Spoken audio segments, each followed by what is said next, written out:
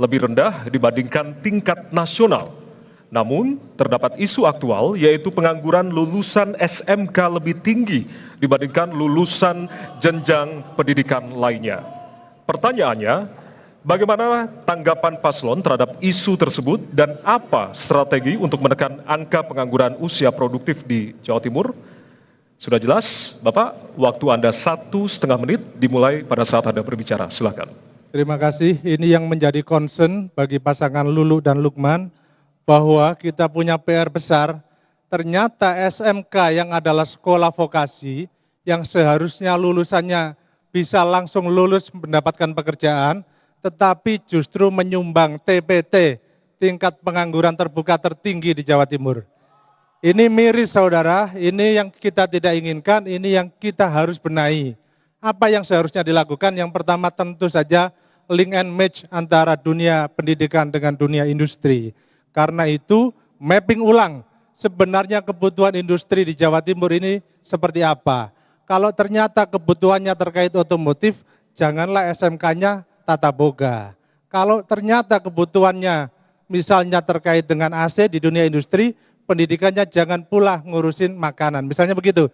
Tetapi pada intinya adalah, kata kuncinya adalah pembenahan terhadap SMK ini adalah kuncinya link and match antara dunia pendidikan dengan dunia industri.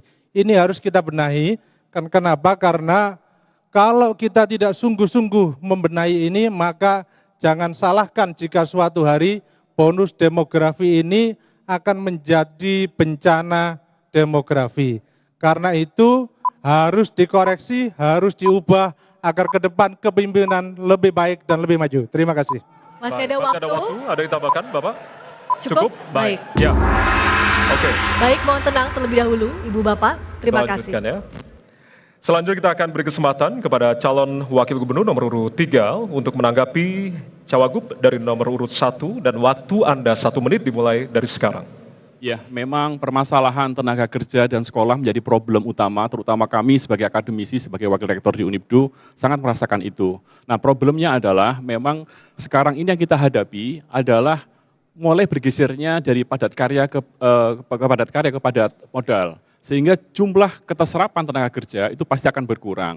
Salah satu solusinya adalah penambahan materi dalam SMK itu menjadi materi entrepreneurship, materi wirausaha, sehingga kita tidak menghasilkan tenaga vokasi, tapi sebagai tenaga yang memang ahli dan juga bisa membuka lapangan kerja sendiri. Nah, kalau itu yang kita munculkan, maka insya Allah data yang sekarang ini miris itu dengan lulusan SMK yang sangat banyak justru menjadi pengangguran tidak akan terjadi lagi, minimal bisa terkurangi. Dan harapannya itu semuanya harus ada kesadaran dari kita bahwa kewirausahaan dan dunia kreatif itu nggak ada batasnya. Maka manfaatkan digital kreatif dan juga kreator-kreator yang lain, mudah-mudahan itu bisa menjadi solusi bagi kita semuanya. Mohon tenang, Ibu Bapak. Mohon tenang, kita akan lanjutkan.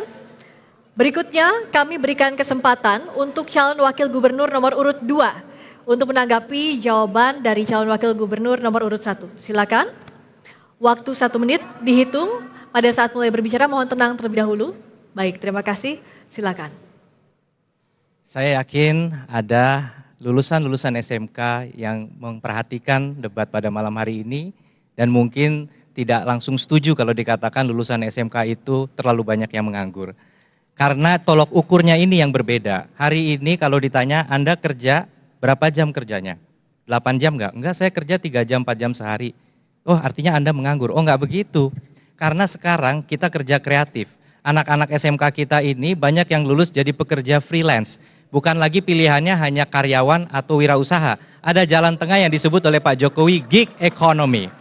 Gig economy inilah yang banyak dilakukan freelance oleh anak-anak SMK. Itu yang dilakukan oleh Pemprov Jawa Timur, Pemprov yang paling pertama di Indonesia memperkenalkan solusi untuk gig economy, yaitu mencomblangi atau menjodohkan antara UMKM dengan talenta, didampingi dengan mentor. Hari ini orang bukan bawa CV tapi portofolio. Teman-teman SMK, kami akan selalu mendukung Anda. Terima kasih. Terima kasih. Ya. Mohon tenang Mohon terlebih tenang dahulu. dulu, mohon tenang. Kita akan lanjutkan ya Bapak Ibu. Kita akan lanjutkan. Nanti ada kesempatan untuk Bapak Ibu. Kita kasih kesempatan untuk memberikan terlebih yel-yel. dahulu, mohon tenang terlebih dahulu. Baik. Terima kasih. Ya, selanjutnya kita akan beri kesempatan untuk calon wakil gubernur nomor urut 1 untuk kembali merespon apa yang tadi sudah disampaikan oleh calon wakil gubernur nomor urut 3 dan 2. Waktu Anda 1 menit dimulai dari saat Anda berbicara. Terima kasih Gus dan Mas Emil. Saya ingin mengutip kalimatnya Presiden terpilih, Pak Prabowo Subianto mengatakan, para pemimpin harus berani menghadapi kenyataan. Para pemimpin harus berani menghadapi masalah. Karena itu, janganlah kita ngeles dari data BPS. Kita ingin jujur saja mengatakan bahwa ada realitas SMK kita ini berkontribusi terhadap pengangguran dan angkanya sangat tinggi. Nanti di zaman Lulu Lukman tidak boleh ada pengangguran di Jawa Timur. Kita ingin zero pengangguran di Jawa Timur. Kita ingin seluruh warga Jawa Timur punya pekerjaan yang jelas. Kita ingin pendapatannya bagus. Karena itu yang seharusnya diperbaiki adalah baik dari sisi kurikulumnya, kemudian budget polisinya, sekaligus juga hilirisasinya. Terima kasih. Assalamualaikum warahmatullahi wabarakatuh. Masih ada waktu, cukup? Baik, terima kasih. Saatnya memberikan tepuk tangan untuk seluruh pasangan calon.